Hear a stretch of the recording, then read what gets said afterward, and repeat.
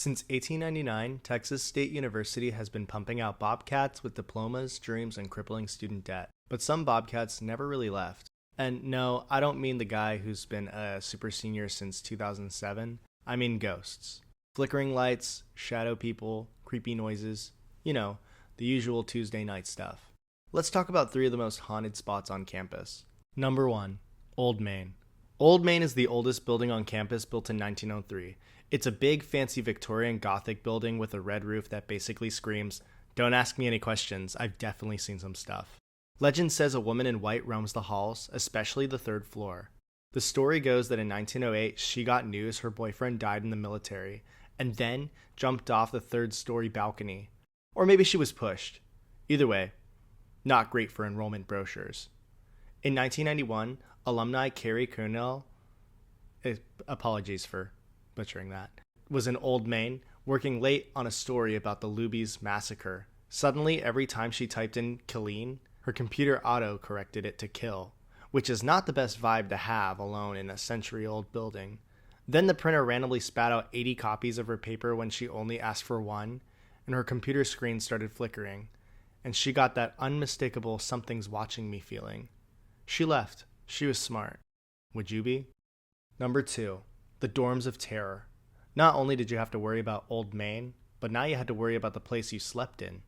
Starey Hall, nicknamed Scary Starey, is one of those dorms that just feels off. You know, the kind of feeling where the air is too still, the hallways are a little too quiet, and the bathroom always smells like a ghost of a Febreze bottle died in there. In 2013, alumni Brandon Roll worked there as an RA to help students and visitors check in and check out. People would check out and report weird stuff in their rooms. Drawers and closets were open when they swore they left them shut. Phones unplugged and placed dead center in the room. And here's the kicker. Brandon was the only person with the keys, which either means the building's haunted, or Brandon's got a second career as a sleepwalking home rearranger. Doesn't sound too bad if you ask me. Number 3. Laurel Hall. Laurel Hall is where Brandon's fiancée Madison had her ghost moment experience. She's brushing her teeth in the communal bathroom when she sees a girl she doesn't recognize heading to the showers. No big deal, until Madison remembers she knows everyone on the floor. She turns her back, realizes she forgot her shower caddy, goes back, and the girl is gone. Every shower curtain is open, including the one Madison knows she closed. There's no sound of anyone leaving. That's not a spooky coincidence territory. That's more of a, I'm gonna keep my shoes on in case I need to run screaming out of this building, just in case if I need to save my life or something. Number 4. The Alkek Library. Our next stop on this spooky tour ghost ride is the Alkek Library, specifically the Annex, a restricted area holding the Southwestern's Writers Collection, which is basically a hoard of rare memorabilia and journals. You can't just stroll in, you need permission.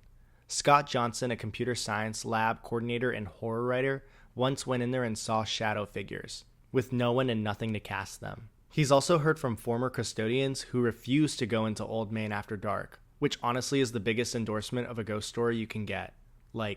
Literally, nope, not ever going back in there, ever.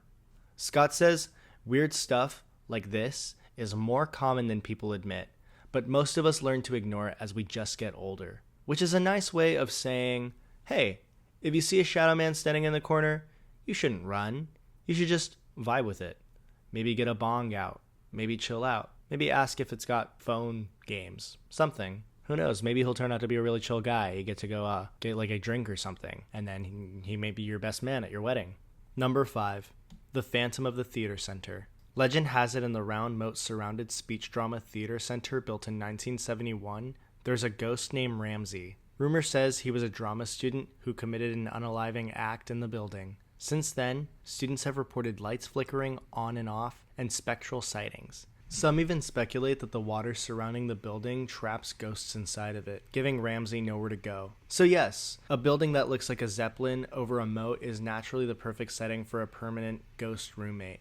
And rather than face rejection from his freshman castmates, Ramsey's ghost just stays behind to toggle lights like a passive-aggressive roommate. Number 6. The Pike House. From military dorm to fiery grave. The history and lore behind this building is that it was built in 1903. It was originally called Fisher Hall, and it was built for the Coronal Institute.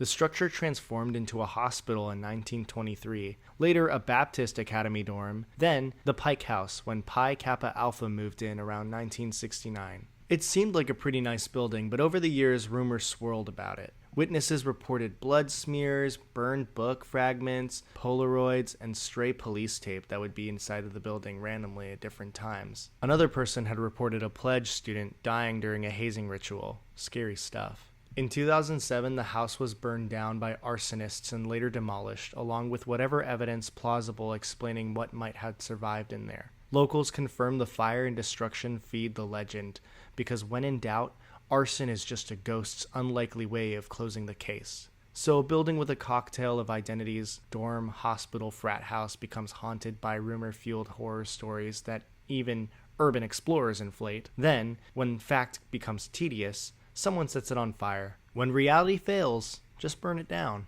Now this is the part where I ask you, is Texas State actually haunted?